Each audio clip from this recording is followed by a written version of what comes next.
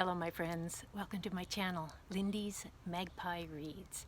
If you're new here, I'm Lindy.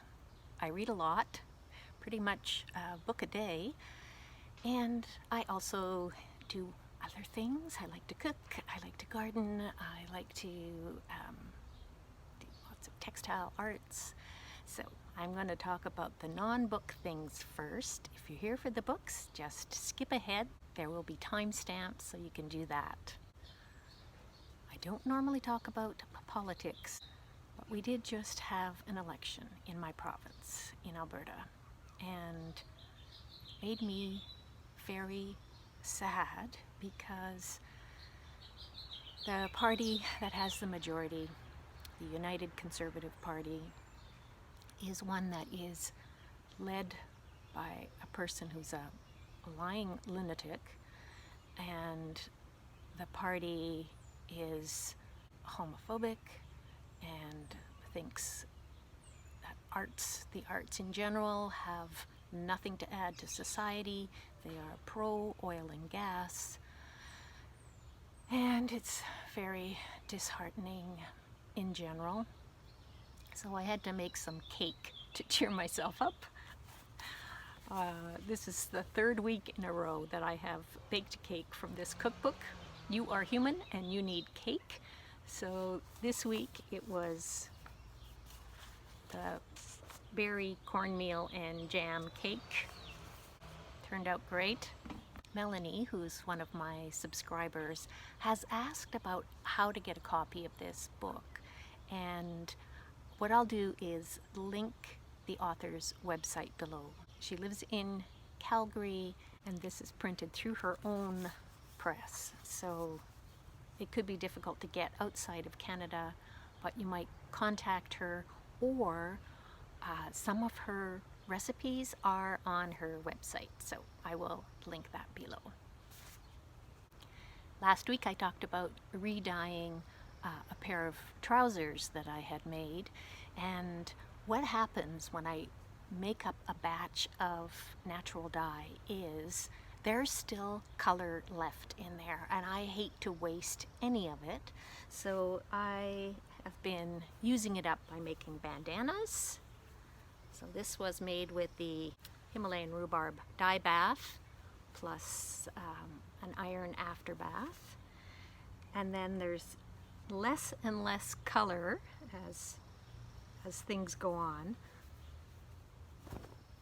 I also did a few more. I'll do a really quick May wrap up. I read 26 books in May.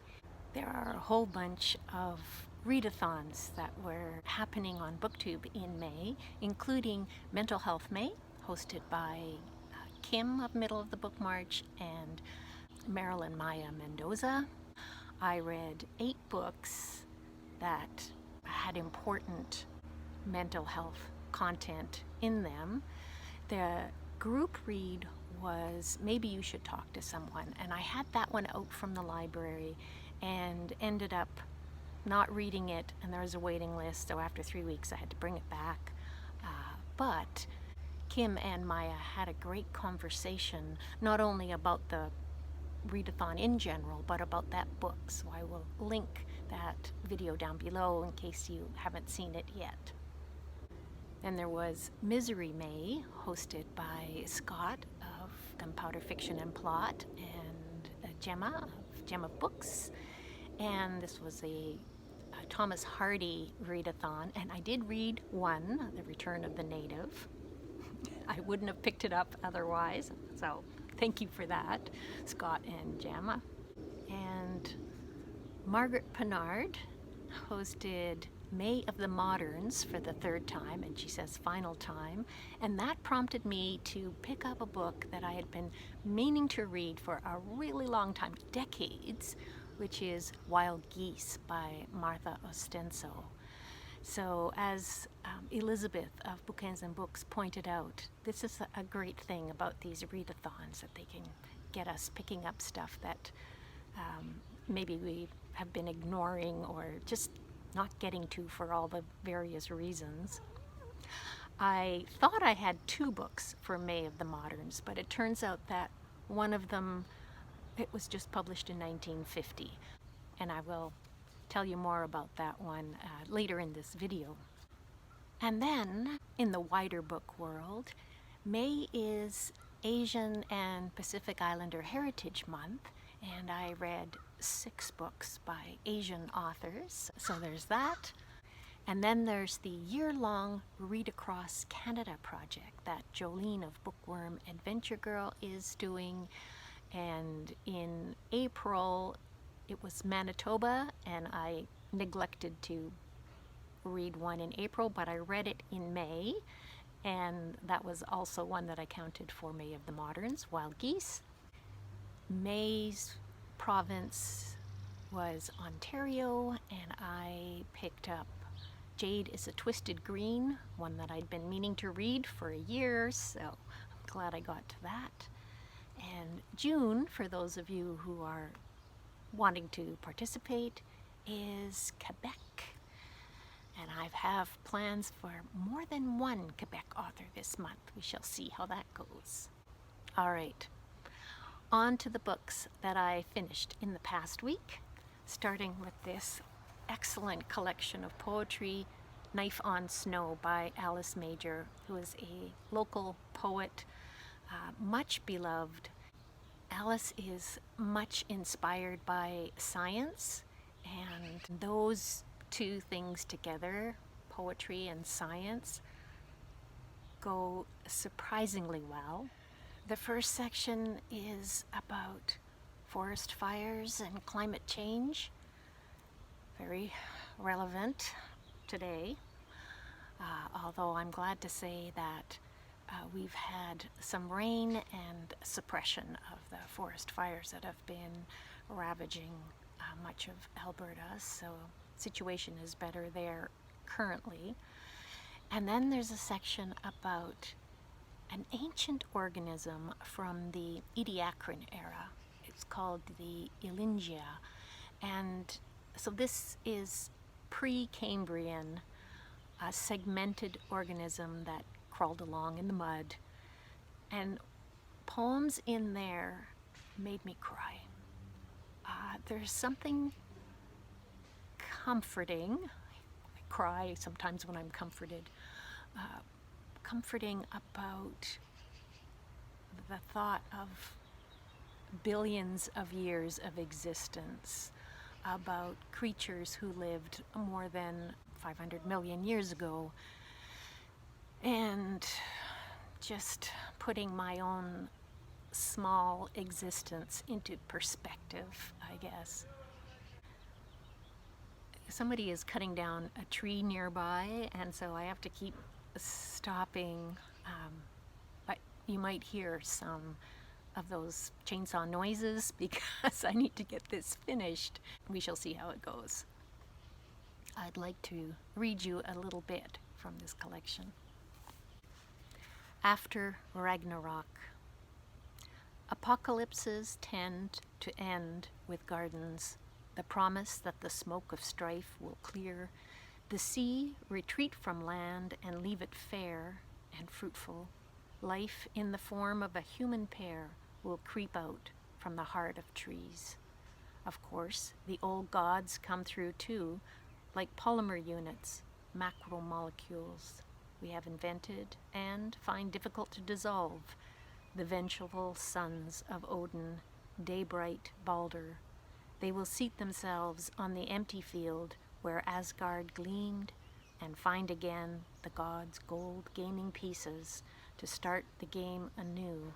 Another run at complex life, recurring word of the ancient gods we have become.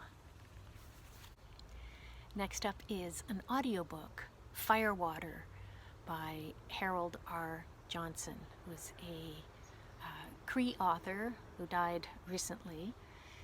The subtitle of this book is How Alcohol is Killing My People and Yours.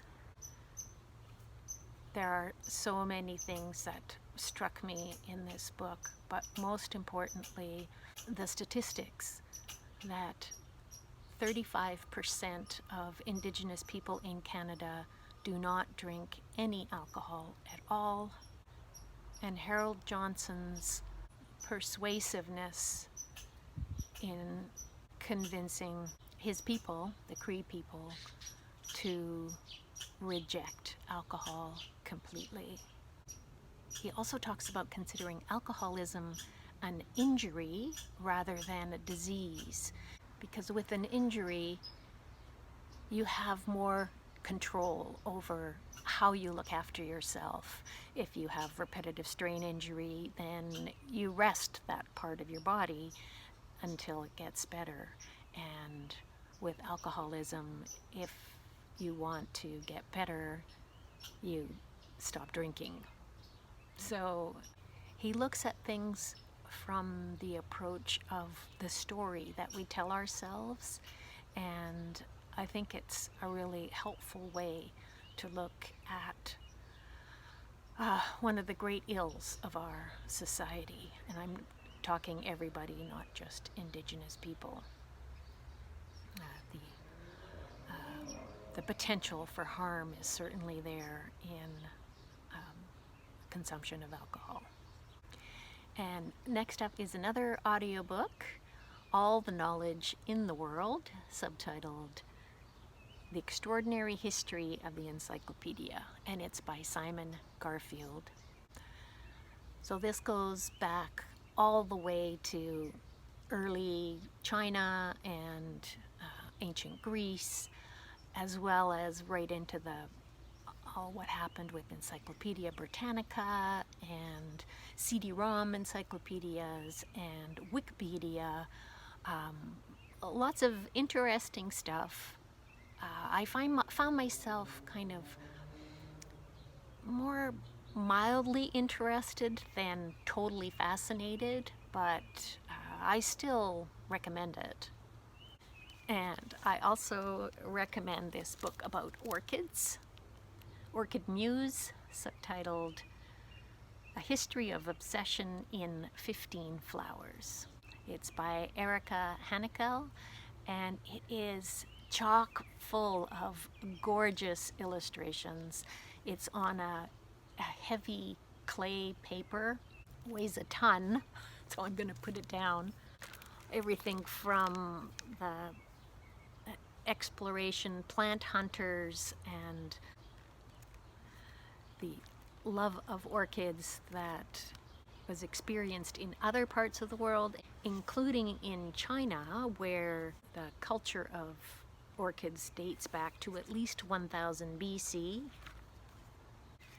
and in Japan, where prize orchids, when you examined them, you were expected to hold a paper in front of your mouth so you wouldn't breathe on the flowers. And a number of different orchid fancyists and breeders who had huge collections of hundreds of thousands of orchids. Each chapter ends with an example of an orchid that you can grow at home, the home culture information that you need if you are an orchid enthusiast. For that particular orchid, I actually skipped those sections at the end, but if you are interested in orchids, then there's that. The sex life of orchids and the science of them, the botany, the art that orchids have inspired, the business of orchids, including collecting in the wild, propagating and breeding them, and the use of slavery, for example, with vanilla, the healing aspect of being involved with growing plants. There's actually a book in here that's mentioned that I plan to read, The Well Garden Mind, written by psychiatrist Sue Stewart Smith. Yeah, all kinds of great stuff. And another book about gardens. This one is a novel, Old Herbaceous, by Reginald Arkell. Sean, the book maniac, gave me this book quite a while back, and I finally got to it. I thought, I'm going to read this for May of the Moderns, but it turns out that it wasn't published until 1950, when the author was, I think, in his 80s already by then. It is the story of one man's life. The character is Bert Pinnegar, also known as Old Herbaceous, and he was born in, right at the very end of the Victorian era, in the late 1800s, and started out at 14 years old as a gardener's boy and worked in the same manor house garden for more than 6 decades, and became eventually the head gardener, and he had this wonderful relationship with the woman of the manor. It's quite a bit of nostalgia in here, but it's just so gentle and funny, and if you love reading about gardens, I highly recommend this. This is the Modern Library Gardening series, and this edition has got these lovely illustrations that start each chapter like that. And here's an excerpt. In the 80s, English gardens had achieved a restful homeliness lying about midway between the elegance of the past and the professional competence of the future. Vistas, parterres, and classical shrines had faded into the landscape. The modern marvels of the Chelsea Flower Show were yet to come. Life was placid, unimaginative, and rather pleased with itself. There were no new worlds worth conquering, no urge, no rush, no worries. The sort of world that bred the sort of man Mr. Addis was proud to be. Mr. Addis is the head gardener when Bert starts at this garden. It was the age of established things, when a man was not ashamed to say that what was good enough for father was good enough for him. Whiskers and wisdom were so mixed up you couldn't tell one from the other. Lord Salisbury had a beard, W.G. Grace had a beard, and if Mr. Gladstone had had a beard, he would have been a better man.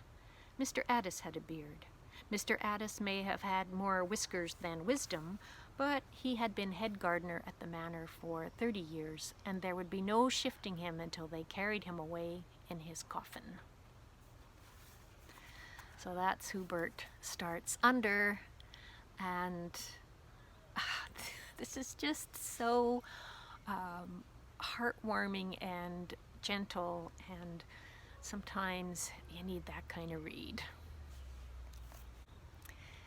Next up is a graphic novel series, Monstress. It's by Marjorie Liu, who is a Chinese-American author, and the illustrations are by Japanese artist Sana Takeda. I read the first volume years ago, pretty much when it first came out, and then recently Doris of Audiobook talked about how wrapped up she was in this series, and I realized, hey, it's time for me to get back to that. So I started it again at the beginning. This time I got a larger volume, book 1, that includes issues 1 to 18, and it took me about 2 days to get through 550 pages worth. It's set in a fantasy steampunk Asia, like early 1900s, and the central character has got a monster inside of her, and there's a lot to think about what it means to deal with our darker sides and with xenophobia, and the art is just so gorgeous, and I loved it. I'm reading more. So thanks, Doris, for reminding me about this book. And the last book I'm going to tell you about is this Canadian novel, Your Driver is Waiting by Priya Guns.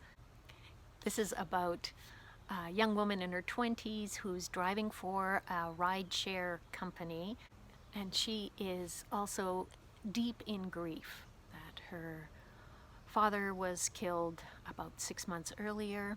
Her mother is so incapacitated with grief that she's practically paralyzed. But if this young woman doesn't drive, then they have no money to live. And the whole unjust rideshare system, where the rideshare company gets most of the money. A trip to the airport, for example, the customer pays $120 and our driver sees $35 out of that. When she figures it out, that overall she works for about $9 an hour doing this job. She's a South Asian lesbian. She falls for a white woman who is keen on all the social causes, and the city is full of protesters, like all kinds of people up in arms about all kinds of things. The writing is on fire. The story is sizzling hot. There's just so much going on in here. Really, really well done. I loved it. I really, really loved it. It's hard to believe it's a debut for Priya Guns. Here's just a bit of her voice. I stared at myself in the wing mirror while I waited for a derrick, 3.4 stars. My teeth were yellowed, but cigarettes and coffee were too delicious for me to care. They made love in my mouth like it was New Year's Eve, and they had no resolutions. It's powerful. Highly recommend it. So that's it for the books that I've got to tell you about this week. Thank you so much for watching. As always, I'm very happy to hear from you. If you don't have anything else to say, just say hello down in the comments. I always like to know who's watching. And let me know if you've read any of these, if you have recommendations for books that you think that I would like. I always appreciate that. And I wish you happy reading in the coming week. And I'm going to include a few photos from my garden at the very end. Thanks again. Bye for now.